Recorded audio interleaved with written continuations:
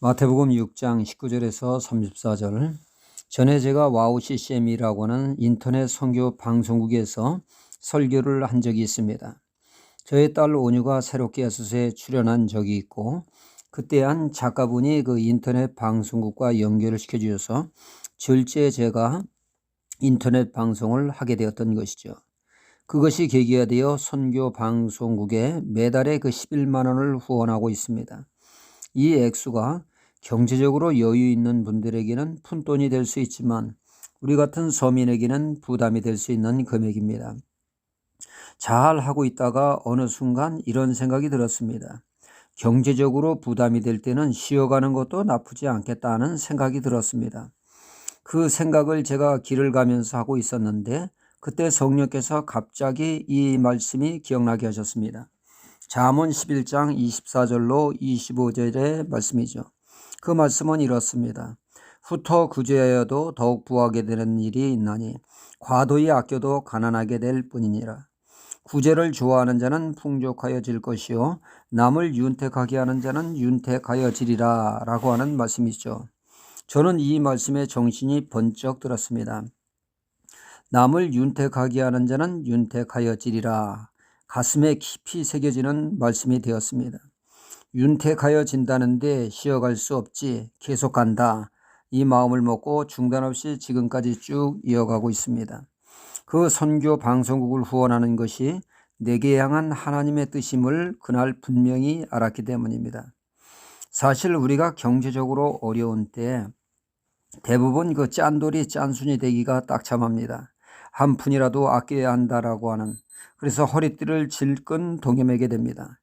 그러나 성경 말씀은 그럴 때일수록 움켜쥐지 말고 손을 적극적으로 펴라, 베풀라, 나누라 말씀하고 있습니다.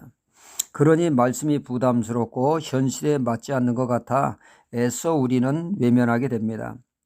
그리하여 우리가 생각한 대로 우리 방식대로 더더욱 움켜쥐게 됩니다. 이것이 우리들의 일상이지 않습니까?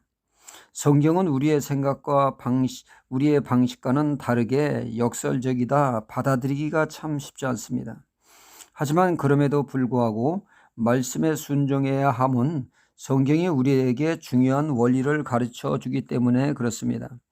이 세상에는 작동하는 큰 원리가 있는데 그것은 바로 부메랑의 원리라는 것이죠.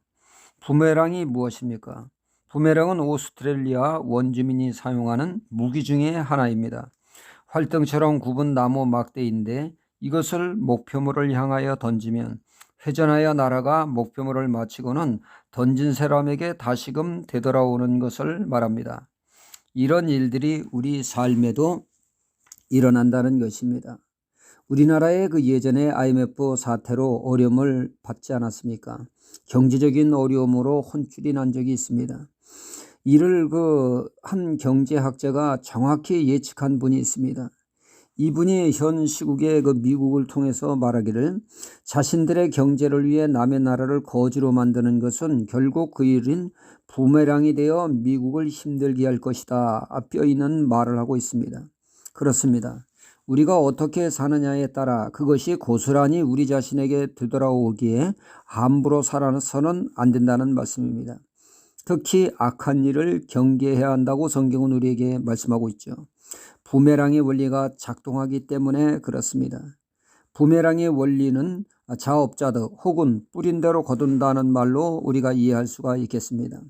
마태복음 7장 2절에 보면은 너희의 비판하는 그 비판으로 너희가 비판을 받을 것이요 너희의 헤아리는 그 헤아림으로 너희가 헤아림을 받을 것이니라.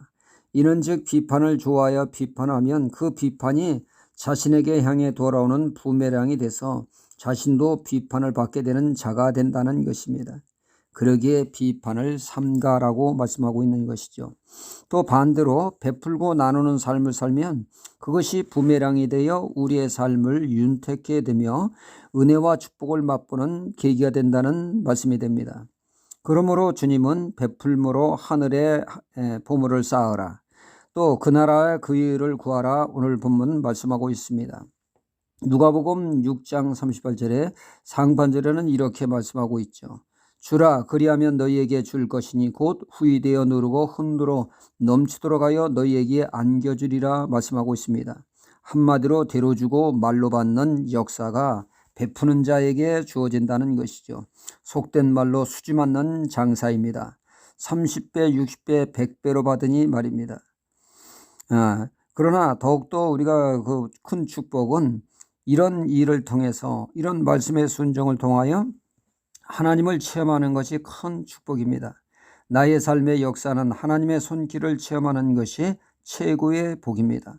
오늘도 주님 말씀에 순종하는 삶을 통하여 하나님의 부메랑의 역사를 맛보는 하나님의 사람이 되어야겠습니다. 할렐루야.